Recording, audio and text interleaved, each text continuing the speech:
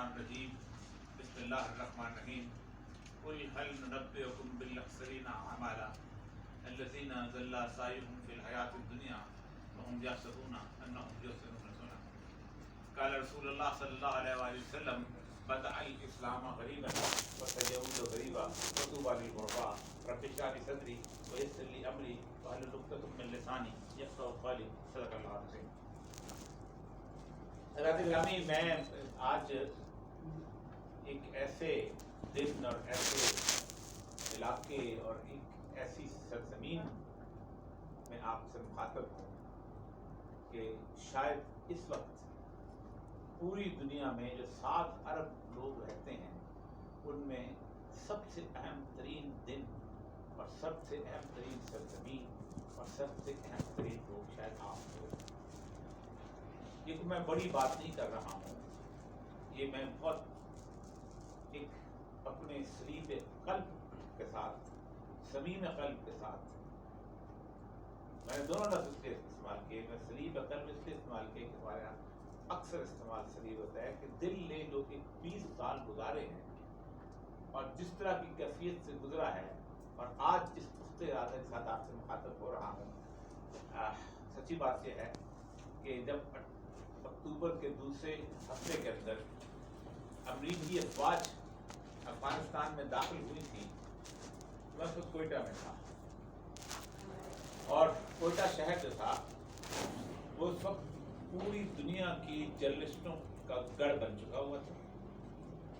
Serena hotel ایک تھا اور اس کے ہال کے اندر بیڈ بچھا دیے تھے انہوں نے، اور بڑے سے بڑی رائٹرز کا نمائندہ اور دوسرے نمائندے جتنے بھی تھے اور انٹرنیشنل فورسز کے نمائندے، وہ پبلک ٹوائلٹ جو تھا وہ سرینا کا استعمال کرتے تھے، کہ روم سارے بک ہو چکے تھے اور انتظار کر رہے تھے کہ تھی خبر گرم کے غالب کے اڑیں گے پرزے، غالب کے پرزے اڑانے کے لیے دنیا تیار تھی۔ ہم جس شخص سے گفتگو کرتے تھے وہ شخص کہتا تھا کہ اب تم اس دنیا میں اپنے سارے دفتر لپیٹ لو، یہ دنیا اب جس کے مقدر میں دینی جاتی تھی ہوتی جا چکی۔ فوجیاما ایک بہت بڑا جاپانیز فلاسفر ہے، اس نے جب 1992 میں روس ٹوٹا تھا تو اس نے کتاب لکھی تھی اینڈ آف دا ہسٹری، تاریخ ختم ہو گئی، نظریات ختم ہو گئے، افواج ختم ہو گئیں۔ ایک زمانہ تھا جب پہلی جنگ عظیم کے اندر مسلمانوں کا غلغلہ ہوتا تھا، بہت بڑی سلطنت عثمانیہ ہوتی تھی، انہوں نے ایک بہت طویل عرصے سے جدوجہد کرنے کے بعد سلطنت عثمانیہ کے اسے پکڑے کی اور ختم کر دیا۔ پھر دوسری جنگ عظیم کے دوران انہوں نے کہا نہیں چھوڑے، فوجوں کی کوئی ضرورت نہیں، فوج ہم اپنے طور پہ طاقت کے طور پہ رکھیں گے۔ ہم 1945 میں جب نارمنڈی فتح ہوا تو انہوں نے برٹن ووڈ کا ایگریمنٹ کیا، تو اس نے کہا اصل طاقت جو ہے وہ معاشی ہے، IMF، world bank, Asian bank, اور اس کے اوپر ایک بہت بڑی امبریلا جو تھے یونائٹڈ نیشن، اور اس کے ساتھ ساتھ باقی ساری چیزوں کے ساتھ ہم دنیا کو کنٹرول کریں گے۔ اس کے مقابلے میں 1917 میں جس طرح انہوں نے خاص طور پہ کمیونزم کو اکٹھا کیا تھا تاکہ اس دنیا میں ایک وار مشینری جو تلواریں تیز کی جاتی رہے، اور وہ ایک وقت میں جس پہ تلوار چلانی ہوگی وہ چلتی رہے، اور وہ اس کو جیسے کہتے ہیں پلٹنا چپٹنا پلٹنا کا وہ گرم رکھنے کا ایک بہانہ، وہ والی کیفیت اور ساتھ معاشیت کو ٹھیک کرنے کی صورتحال تھی، انہوں نے کیا۔ تو اس نے کہا اب کوئی اور جنگ نظر نہیں آتی۔ ہیننگٹن کی بڑی کتاب مشہور ہے لیکن میں اس کو اتنا اہمیت دیتا، اس نے کہا تھا کہ یہاں پر ایک بہت بڑی سویلائزیشن کی فوٹ ہوگی نا، طے کر دیا گیا تھا کہ اب اس دنیا کا انجام ایسے ہوگا کہ جب ہم اس پوری کائنات کا ایک نیا ورلڈ آرڈر بنائیں گے اور جب اس کے حساب سے اس دنیا کے کو بلڈ اپ کریں گے تو ہمارے ہی اخلاق چلے گا، ہمارا ہی اقدار چلے گا، ہماری روایات چلے گی، ہماری سوچ چلے گی۔ تو اس وقت پاکستان نہیں، دنیا کا ہر شخص ہم سے بحث کرتا ہے۔ مجھے اللہ تعالیٰ کا بار بار سجدہ شکر ادا کرنا ہے کہ 18 اکتوبر سے لے کے آج 20 سال، 2001 سے لے کے آج تک 20 سال کا عرصہ ہو گیا ہے۔ ایک لمحے کے لیے بھی مجھے اس تیقن سے پیچھے نہیں ہٹانے دیا کہ اس امریکہ سے کی موت جو ہے وہ افغانستان میں لکھی، کوئی یقین نہیں کرتا۔ اور اس وقت میں نے ایک لفظ بولا تھا کہ ہر دور کا ایک شرک ہوتا ہے۔ جس زمانے میں دریائے نیل بہا کرتا تھا اور وہ طغیانی لے کے آتا تھا اور ارد گرد کی فصلوں کو تباہ و برباد کر دیا جاتا تھا، تو نیل کا شرک ہوتا ہے، اور اس نیل کے شرک کے اوپر قربان گاہ بنی ہوتی تھی اس کو انسانی لاشیں دان دینے کے لیے. اسی لیے جب مسلمانوں نے مصر فتح کیا ہے تو حضرت عمر کو جو خط لکھا گیا تھا وہ یہ لکھا گیا تھا کہ ہمیں 2-3 لوگوں کی قربانی دینی ہوگی، کیونکہ اگر ہم نے قربانی نہ دی تو نیل بہنا بند ہو جائے گا. تو سیدنا عمر نے کہا تھا یہ خط اس کو لکھ کے بھیجا تھا، دریا نیل میں ڈال دو کہ اگر تم اللہ کے حکم سے چلتا ہے تو تم چل، اور اگر تم کسی اور کے حکم سے چلتا ہے تو ہمیں تمہاری کوئی ضرورت نہیں. اسی طرح جس وقت آگ کی پوجا ہوتی تھی وہ آگ کی صورتحال تھی. آج کے جدید دور کا سب سے بڑا شرک ٹیکنالوجی کا شرک. جو ٹیکنالوجی میں بالا ہے وہ اس کائنات کو تسخیر کر. اللہ تبارک و تعالیٰ جو ہے وہ دنیا میں تماشا دیکھنے کے لیے ہے بنائے طور پر. اس نے اس کائنات کو تخلیق کر دیا ہے اور اس تخلیق کے اندر سے جو جوہر نکال کے وہ ٹیکنالوجی بنا لیتا ہے اس کو اس دنیا کے اندر قوت کا، طاقت کا، غلبے کا پورا حق حاصل ہے.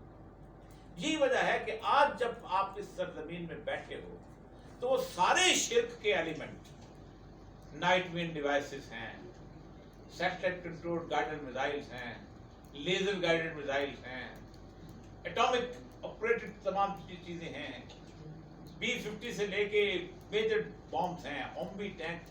یہ وہ ساری ٹیکنالوجی جو بتاتی تھی کہ ہم کیسے اس کائنات پہ غلبہ کا حاصل کر سکتے ہیں، وہ ٹیکنالوجی اپنی موت آپ کر گئی. اللہ نے ثابت کیا کہ کم من فئۃ قلیلۃ غلبت فئۃ کثیرہ بإذن اللہ، کہ اللہ تعالیٰ بارہا ایسا ہوا ہے کہ چھوٹے چھوٹے گروہوں کو بڑے بڑے گروہوں پر غلبہ ایسا کر دیتا ہے. اللہ کے حکم سے ایسا ہوتا ہے، اور یہ اس وقت کوئی نہیں مانتا تھا. اور آج بھی 18-20 سال گزرنے کی جنگ کے بعد آپ پاکستان کے کسی جرنلسٹ کو دیکھ لیں، آپ پاکستان کے کسی مولوی کو دیکھ لیں، آپ پاکستان کے کسی بڑے قسم کے ملٹری ٹیک اوور کو کرنے والے کو بندے کو دیکھ لیں، تھنک ٹینک کو دیکھ لیں، اس کے دل میں ابھی تک نفاق پر بھی اتنا بڑا ہویا ہوا ہے کہ ہم اس خوشی کو مکمل طور پہ منا بھی نہیں، کوئی نہیں منا. ہم آج بھی سمجھتے ہیں کہ افغانستان میں کل بہت بڑی خانہ جنگی ہو جائے گی اور ہم کہیں گے کہ امریکہ جو ہے چلا گیا، دیکھو خانہ جنگی شروع ہوگی، افغان آپس میں لڑیں گے اور یہ وہاں امن قائم نہیں ہوگا. حالانکہ وہاں صورتحال یہ ہے کہ وہاں گزشتہ تقریباً 7 مہینے سے سرنڈر ہو رہا ہے. اگر ایک فوٹیج بھی خانہ جنگی کے پاس ہوتی تو CNN، BBC، ABC اتنی بڑی اس کو بلو کر کے دکھاتا جس کے خانے خواہشیں ہیں ہماری. یہاں سے جرنلسٹ جا رہے ہیں، ان لوگوں کو کابل والوں سے جا کے انٹرویو کر رہے ہیں. وہ کابل جو کہ جب 60 میں جایا کرتے تھے تو اس وقت بھی اتنا ماڈرن کابل ہوتا تھا جیسے پیرس کی گلیاں ہوتی ہیں. افغان عورتیں اسکرٹ پہن کے گھومتی تھیں، نائٹ کلبز تھے وہاں، ہر چیز تھی. یہ خواہش ابھی تک ہماری اس صورت ہے. یہ ایسا کیوں ہے اور ایسا کس لیے ہو رہا ہے؟ یہ نفاق جو ہے اور یہ جو صورتحال ہمارے پاس میں، یہ بنیادی طور پر اس کو سمجھنے کی صرف ایک ضرورت ہے، اور وہ ضرورت اس لیے ہے کہ جس زمانے کے بارے میں رسول اکرم صلی اللہ علیہ وآلہ وسلم نے حدیث لکھی اور جس زمانے کے بارے میں قرآن نے پیش گوئیاں کی، جب تک ہم اس زمانے کے مطابق اس علم کو اپنے موجودہ حالات حاضرہ کو سمجھنے کے لیے استعمال نہیں کریں گے، ہمارا مسئلہ حل نہیں ہوگا.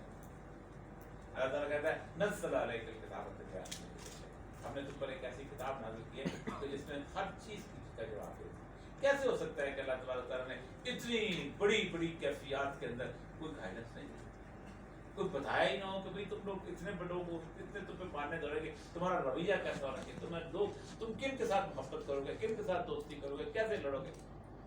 پھر رسول اکرم صلی اللہ علیہ وآلہ وسلم کا ایک بہت بڑا ذخیرہ ہے جو اس دور کے بارے میں ہے، اور وہ اس دور کے بارے میں جو ذخیرہ ہے وہ اتنا کمال کا ہے کہ آج سے 20 سال پہلے، کم از کم 20 سال پہلے، جب ہم اپنے ان لوگوں کو، بزرگوں کو، جن میں غلام محمد پرویز شامل تھا، جس میں جاوید احمد خان صاحب شامل ہیں، جس میں اور بہت سارے لوگ شامل ہیں، جس میں اور جہاں ہمارے چھوٹے چھوٹے کالمس بھی بڑے بڑے کالم ہیں، جب ان کو سمجھایا کرتے تھے کہ رسول اکرم صلی اللہ علیہ وسلم نے یہ پیش گوئیاں کی ہیں تو مذاق اڑایا کرتے تھے. ایسی پیش گوئیاں یہ بیسٹ ترتیب دے گی. عباسیوں کو کالے جھنڈے سے انہوں نے کالے جھنڈے بنا دیے، امام حسن کی اولاد سے مہدی کو نکال دیا، کسی نے امام حسین کی اولاد سے مہدی کو نکال دیا، کسی نے کچھ کر دیا. وہ وہاں پر یمن کی کانفرنس، یمن والوں نے یہ کر دیا، آذربائیجان کے بارے میں یہ تھا، انہوں نے یہ بنا دیا. لیکن کمال کی بات یہ ہے کہ گزشتہ 10 سالوں میں جب سے عرب اسپرنگ کا آغاز ہوا ہے، یہ پوری مسلم امہ کا سینیریو بدلا ہے. تو ایک لا آف پروبیبلٹی ہوتا ہے کہ جس کے تحت سمجھا جاتا ہے کہ اس لا آف پروبیبلٹی کے تحت اگر 50% چیزیں ٹھیک ہو جائیں تو باقی چیزیں بھی ٹھیک ہو جائیں. تو رسول اکرم صلی اللہ علیہ وآلہ وسلم نے جس ترتیب کے ساتھ، جس آہنگ کے ساتھ، جس کرونالوجی کے ساتھ آپ صلی اللہ علیہ وسلم نے باتوں کا ذکر کیا، اسی حساب سے باتوں کا وزیر ہونا کا شروع ہو گئے. تو ہم بہت رہتی ہے کیا 57 اسلامی ملک ہیں، لیکن کیا وجہ ہے کہ جن 4 یا 5 ممالک میں رسول اللہ نے کہا جنگ ہوگی وہیں ہو رہی ہے. یمن میں ہو رہی ہے، شام میں ہو رہی ہے، عراق میں ہو رہی ہے، مصر میں ہو رہی ہے، انہیں جگہوں پہ ہو رہی ہے نا. حجاز کا وقت آئے گا تو اس میں ہو جائے گی، اور اسی ترتیب سے ہو رہی ہے. جو مشہور حدیث ہے قرطبی کی کہ بیضاء الخراب فی الارض، زمین کے اندر خرابی پھیلے گی حتی تخرب المصر، اس وقت تک نہیں پھیلے گی جب تک مصر کے اندر یہ خرابی شروع نہ ہو. آپ کو پتہ ہے کہ سب سے پہلا عرب اسپرنگ کی موومنٹ کہاں چلی؟ تحریر چوک مصر، لاکھوں لوگ کھڑے ہوئے. پھر فرمایا جس وقت جہاں پر ایک صورتحال خراب ہوگی تو جب جہاں سے پیلے جھنڈے برآمد ہوں تو یاد رکھو شام کے لوگوں کو زیر زمین پناہ گاہیں بنا لینی چاہیے. یہ کیفیت آپ نے حلب میں دیکھی، آپ نے ادلب میں دیکھی، اپنے باقی لوگوں نے دیکھی. پھر اگلی صورتحال یہ پیش آئی کہ آپ نے فرمایا کہ فرات کے کنارے ایک سونے کا پہاڑ برآمد ہوگا جس پر لڑائی شروع ہوگی. آپ رسول اللہ کی جتنی بھی حدیث ہیں بیسیکلی مشتبہات میں سے آتی ہیں. سونے کے پہاڑ کو آپ سمپل ذرا سا بیک ڈیٹ پہ تاریخ کے اندر دے دیں تو آپ حیران رہ جائیں گے کہ جس وقت 1945 میں بٹن ووڈ پہ ایگریمنٹ ہوا بہت بڑا، جو اکنامک سسٹم جو IMF اور ورلڈ بینک اور انٹرنیشنل مانیٹری سسٹم آیا، تو انہوں نے یہ طے کیا کہ آئندہ جو ہے اس دنیا کے اندر ہم کاغذ کی کرنسی استعمال کریں گے، اور کاغذ کی کرنسی کی بنیاد کے اوپر گولڈ جو ہے وہ رکھا جائے گا، اس کو گولڈ ریزرو کہا جائے گا. اس گولڈ ریزرو جو ہے وہ جتنا اس کے پاس ہوگا اتنے وہ نوٹ چھاپے گا. ایک دن 1972 میں جو ڈیگول تھا فرینچ پریزیڈنٹ، وہ چلا گیا.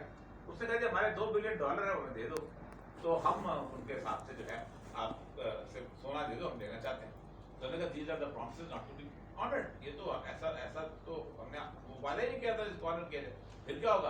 انہوں نے کہا یہ تو ہم آپ کو good will of the country کو ناپیں گے. تو ایک تھا بینک آف انٹرنیشنل سیٹلمنٹ، اس کو بتایا گیا کہ تم لوگ کرنسی جو ہے اس کو دیکھو ویلویٹ کرو کہ کسی ملک کی کرنسی کتنی ہے اور گڈ ول کتنے ہے. اس نے کمال مہربانی کے ساتھ نائجیریا آئل رچ کنٹری ہے اس کی کرنسی ویک بنا دی، اور آئس لینڈ جہاں گھاس بھی نہیں اگتی اس کی کرنسی مضبوط بنا دی. 74 کے اندر جب آئل ایز اے ویپن شاہ فیصل نے یوز کیا ہے تو اس کے بعد جو عرب اس کو شہید کرنے کے بعد جو عربوں کے ساتھ ایگریمنٹ ہوا وہ یہ تھا کہ اب ڈالر کے اندر تیل بکے گا، وچ مینس تیل کیا بن گیا؟ گولڈ اسٹینڈرڈ بن گیا.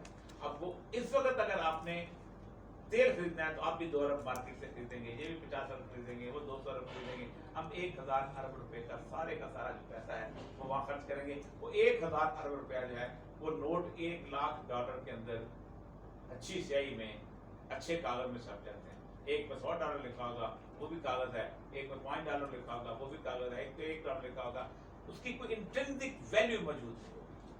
اس سارے سینیریو کے اندر اب آپ کو کہ وہ فرات کے کنارے جو سونے کا پہاڑ کیا تھا جس پہ لڑائی شروع ہوگی، اور اس لڑائی کی انتہا یہ ہوگی. آپ صلی اللہ علیہ وسلم فرمایا کہ کوئی گھر ایسا نہیں بچے گا، 100 میں سے اگر کسی شخص کے 100 بچے ہوں گے تو 99 فوت ہو جائے گا، صرف ایک بچے گا، اور وہ بھی سمجھے گا کہ میں بچ کیسے گیا.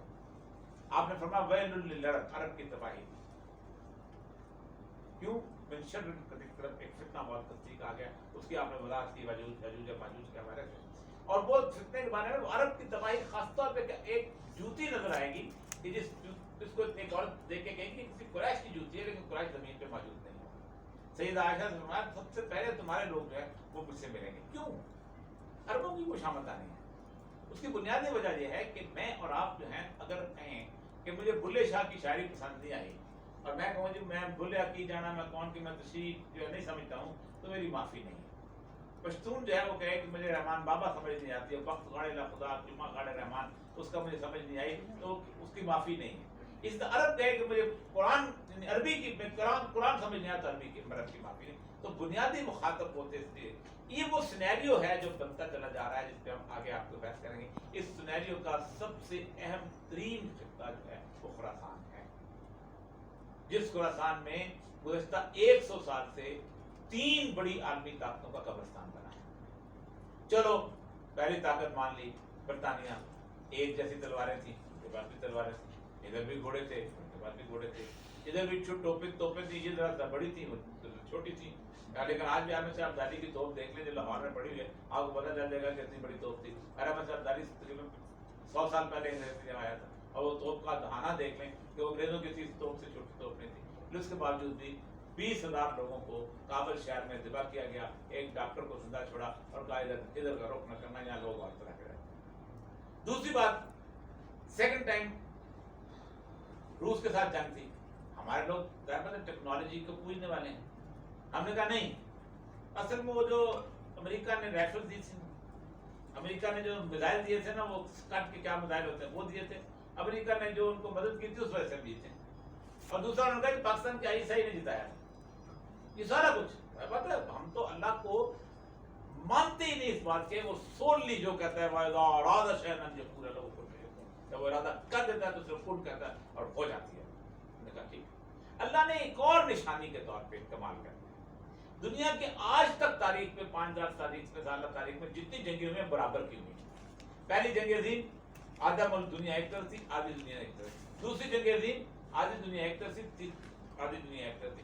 تیسری جنگ اس کی اپنا ویتنام کی، دنیا آدھی تقسیم ہو چکی ہوئی تھی کمیونسٹ ورلڈ اس میں. چوتھی افغان وار، آدھی دنیا تقسیم ہو چکی ہوئی تھی، امریکہ اس طرف تھا، مجاہدین کے ساتھ تھا. لیکن یہ کمال ہے کہ پوری دنیا ایک طرف،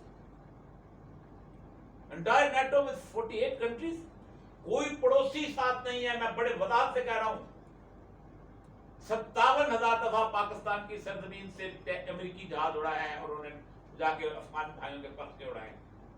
630 بندے ہم نے یہاں سے پکڑ کے دیے ہیں، جن میں سے 99% بے گناہ تھے، جو کہ گوانتانامو بے میں ہم نے دیے. انسانی تاریخ کا بدترین واقعہ ہم نے کیا کہ ایک سفیر کو ان کے حوالے کیا، جو کہ بدترین چنگیز خان جیسے لوگ بھی نہیں کیا کرتے. تاجکستان پورے کا پورا بلڈ اپ کیا انہوں نے وہاں پر. ایران پورے کے پورے پاسداران کے ساتھ تھے، کوئی پڑوسی ساتھ نہیں ہے. 20 سال 50,000 سے زیادہ لوگ کبھی نہیں رہے. اپنے افغان بھائی جو افغان، جس کو افغان نیشنل آرمی کہتے ہیں، کل میں ایک پروگرام میں سلیم صاحب اس کو افغان نیشنل آرمی کہہ رہا تھا. میں نے کہا مجھے بتاؤ یہ آرمی ہو کہاں سے گئی؟ جن لوگوں کو امریکوں نے $50,000 دے کے تنخواہیں دے کے تو ان کو رکھا اور ریکروٹ کیا ہو، وہ افغان وہ مرسنریز ہیں، وہ کرائے کے قاتل اور گنڈے تھے جن کی ایک فورس بنائی گئی تھی. افغان کو ہم نے بنائی تھی. پاکستان میں ایک ISI کا میجر جو ہے وہ الیکشن کرانے کے کہے تو کہتے ہیں کہ تم نے الیکشن کو رون دیا اور یہ کر دیا. وہاں امریکہ نے اپنی بندوق کے نیچے الیکشن کرایا، اس کو جائز مانتے 10%. تو وہ ایک پوری مائٹ کے ساتھ آئے تو 50,000 لوگوں نے، اللہ نے اتنی بڑی نشانی دی، 50,000 لوگوں نے پوری امریکن مائٹ. آپ کو پتہ ہے گزشتہ 3 سال سے ایوری ڈے 22 امریکن سپاہی خودکشی کرتے رہے. ٹائپ کرے CNN پہ 22 ویٹرنز کمیٹڈ سوسائڈ، آپ کو پورا ڈیٹا مل جائے. اب تو نیٹ کا زمانہ ہے، تو اب میرا جھوٹ مجھے منہ پہ پکڑ سکتے ہیں. 700,000 7 لاکھ امریکن سپاہی پوسٹ ٹرومیٹک سنڈروم کے شکار ہوئے. اور ان کو پالنے کے لیے، ان کو مینٹیننس کے لیے تقریباً $70 ارب سالانہ کا خرچہ ہے. اگر کوئی بیوی کا شوہر ہے، بیوی چھوڑ کے بھاگ گئی ہے، اگر کوئی باپ ہے اولاد اس کو اسپتال میں چھوڑ کے بھاگ گیا، اگر کوئی بیٹا ہے ماں چھوڑ کے بھاگ گئی ہے، وہ سارے کے سارے ان کے ویلفیئر نظام کے اوپر پڑے ہوئے. میں نے خود اپنی آنکھوں سے نیو یارک شہر کے اندر ایک ویٹرن سولجر کو دیکھا. اس نے کارڈ لگایا ہوا تھا، اس پہ لکھا ہوا تھا I am an soldier of Afghan war, kindly help me. میں نے کہا میں تمہیں 70 تصویر بنانا چاہتا ہوں. اس نے کہا مجھے $10 2 تصویر بنانا. لیکن اس سارے المیہ کے اندر رسول اکرم صلی اللہ علیہ وسلم نے ایک بہت بڑی وارننگ دی ہے، جس کا آج آپ نے موضوع رکھا. آپ صلی اللہ علیہ وسلم نے فرمایا دجال کی آمد سے پہلے کے چند سال دھوکے اور فریب کے ساتھ، جھوٹے کو سچا کہا جائے گا اور سچے کو جھوٹا، خائن کو امانت دار کہہ کر پکارا جائے گا اور امانت دار کو خائن کہہ کر ذلیل و رسوا کیا جائے گا. اور فرمایا تم میں روئی بیضا بولیں گے. صحابہ نے بولا یا رسول اللہ روئی بیضا کیا ہوتے ہیں؟ فرمایا گھٹیا لوگ اہم ترین معاملات میں گفتگو کریں. آپ 8 بجے ٹی وی کھول لیں، بلکہ 7 بجے کھول لیں اور 11 بجے تک کھولتے رہیں، آپ کو خود اندازہ ہو جائے گا کہ رسول اللہ کی بات کتنی. پاکستان کی بات کرتا تھرو آؤٹ ورلڈ کوئی بڑا انٹلیکچوئل آپ کو کسی ٹیلی ویژن چینل پہ وہ بڑے سے بڑا ٹیلی ویژن چینل پر جرمن TW کچھ نہیں ملے گا. آپ کو اینالسٹ ملیں گے, آپ کو وہ لوگ ملیں گے جو ایک خاص ڈھنگ سے بولتے ہیں. ایک کتاب اس کی نام چمچے کی مینوفیکچرنگ کانسینٹ, ہم کانسینٹ کیسے مینوفیکچر کرتے ہیں. وہ شخص جو ہے وہ کہتا ہے کہ اس نے لسٹ دی ہے سارے کارپوریٹ لوگوں کی جو اس کو پیسے کو افورڈ کرتے ہیں وہ سب کچھ کرتے ہیں, اور اس کا ایک میڈیا کی رپورٹ بن گیا. 15 جون 1994 ملا محمد عمر کے ساتھ 40 لوگوں نے ایک تنظیم بنائی تھی, اور وہ اسی شام افغانستان اور پاکستان کے سرحد کے ایک شہر تھا بلدر, اس کے اوپر دارو خان ایک شخص تھا, اس کی پوسٹ تھی. ان کا کام یہ تھا کہ چمن شہر سے بندے اغوا کرتے تھے اور ان کو کنٹینر بند کرتے تھے اور تاوان حاصل کرتے تھے, اسمگلر سے پیسے لیتے تھے. تو انہوں نے ملا عبدالسلام ضعیف کتنا کو کمزور لگتا ہے شخص, یہ شخص تھا جو اس کے کمانڈر تھا 15 بندوں کا, جنہوں نے اس پوسٹ کو فتح کیا تھا. اور اس کے بعد کہ جب وہ قندھار کی طرف چلنے شروع ہوئے تھے تو قندھار آٹومیٹکلی سرنڈر کر گیا تھا, اور ود ان 3 months 4 months پورے کا پورا افغانستان کے پاس تھا. میں خود اس وقت پورستان کے اندر ایک بہت اعلیٰ عہدے پہ تھا. تمام کے تمام انٹیلیجنس ایجنسی کی میٹنگ میں ہوتا تھا, وہ کہتے ہیں یہ فنامنا کیا ہے, یہ طالبان آ کہاں سے گئے, ان کو پتہ ہی نہیں تھا. یہ تو جب وہ 97 کے قریب کابل میں پہنچے تب, اس کے بعد سے پوری دنیا میں اسلامو فوبیا بعد میں آیا, طالبان فوبیا پہلے آیا. آپ سوچیں کہ گزشتہ 200 سال کے دوران سب سے پیسفل ترین دور اگر افغانستان میں کسی نے دیکھا ہے تو طالبان کا دور تھا.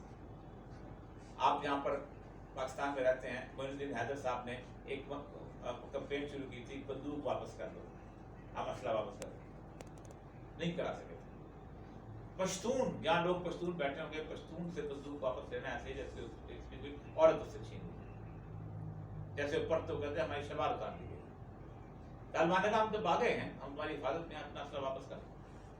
1997 میں ایک اسلحہ کسی نے اپنا یہ موجود ہے, اس نے جب ہم اگر خدا نہ خاصا اس قابل نہ رہے آپ کو واپس کر دیں, کسی کے پاس کریں. 97% پاپی جو ہے وہ وہاں ہوتی تھی, جہاں سے مارفن بیس بنتی تھی, وہاں سے ہیروئن بنتی تھی, پوری دنیا کو سپلائی ہوتی تھی. 24% امریکہ خریدتا تھا, 26% یورپ خریدتا تھا, 14% چین خریدتا تھا, باقی ملکوں میں جاتی تھی. $110 بلین کا کاروبار تھا. ایک فگرہ آتا ہے ملا عمر کا کہ پاپی نہیں ہو گئی, 1.2% پہ رہ گئی تھی پوری دنیا کی پاپی گروتھ وہاں. ویزیبل صورتحال یہ تھی, اس پولیٹیکل سائنس کا پرنسپل ہے کہ دنیا میں ریاست وہ ہوتی ہے کہ ویئر اسٹیٹ بیکمز انویزیبل. تھانہ نظر نہ آئے لیکن لوگ چلان کٹنے کے گھر سے پابندی کر رہے ہوں, ٹریفک پہ سپاہی نہ کھڑا ہو کسی طرح, لوگ اشارہ کو دیکھ رہے ہو, جرم نہ ہو رہا ہو. بولدک جیسے شہر, رنگین منڈی جیسے شہر جہاں اربوں کا کاروبار ہوتا ہے, اس جگہ پہ 7 سپاہی ہوتے تھے, اور کسی بھی طالبان کے شہر میں 7 سپاہی نہیں تھے. اور حالت یہ تھی کہ ہیلمند کی لشکر گاہ سے, ریگستان سے ہوتے بھی عورت اگر زیورات سے ندی بدی کابل جانا چاہتی تھی, اسے کسی قسم کا خوف نہیں ہوتا. 70 سالوں میں پاکستان نے پہلی دفعہ ڈیورنڈ لائن پہ برجیاں لگائی ہیں. میں خود 50 میں چاہیے تھا, میں نے خود لگوائی ہیں. پہلے کسی کی ضرورت نہیں ہوتی تھی وہاں جا کے برجیاں لگائے, کیونکہ ڈسپیوٹڈ ٹیریٹری افغان کہتے تھے. جہاں سے وہ گاڑی چوری ہوتی ہے, آپ کے راڈوی پلازا جو ہے, میں آپ کو مثال آپ کو دے سکتا ہوں, اس کے ڈاکٹر رفیق صاحب ہیں, ان سے جا کے پوچھ لیجیے گا, ان کی لینڈ کروزر چوری ہوئی تھی, وہاں پہنچے تھے, طالبان نے کام پہ رکھی ہوئی, آپ کو کسی کی ضرورت نہیں ہوتی تھی جہاں سے گاڑی چوری کر کے افغانستان میں. اس پیس پیریڈ کو 2.5 منٹ کی ایک ویڈیو بنی ہے صرف, جس میں طالبان کے توڑے ہوئے ٹی وی لٹکائے ہوئے تھے اور یوں کر رہے تھے. اس 2.5 منٹ کے بعد پورے ملک میں لوگ کہتے تھے ہمیں طالبان والا اسلام ہونا چاہیے. دس از میڈیا. یہ وہ فورس ہے کہ آپ سچے کو جھوٹا اور جھوٹے کو سچا ثابت کرو, اور میڈیا پر آپ کے ہاتھ ہے. آپ جس شخص کو چاہو بددیانت ثابت کر دو, اور جس شخص کو چاہو کہ ایماندار ثابت کرو.